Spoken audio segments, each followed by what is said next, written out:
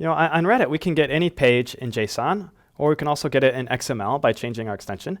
And a lot of web pages have this feature where you can get their content in different formats. Another good example is Twitter. If we were to go to Twitter and do a search, let's look for Udacity, we can see all of the tweets about Udacity. Now, if we want to get a JSON listing of this, I happen to know the URL. We can go to search.twitter.com/search.json q equals Udacity. And now we get a JSON listing of the search result that we were just looking at in Twitter. If you're writing web software and you want to manipulate another website or get data from another website, it usually just takes a little bit of poking around to find their APIs. The way I found this API is I just Googled for Twitter API, and this was, the documentation for this came up. I'll show you that real quick.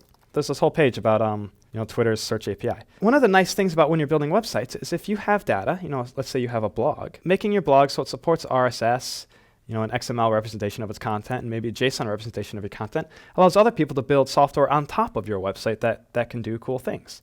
And so many large websites, Wikipedia, Twitter, Reddit, all support this types of functionality, and your homework in this class is actually going to be to add that functionality to your blog that we've been working on.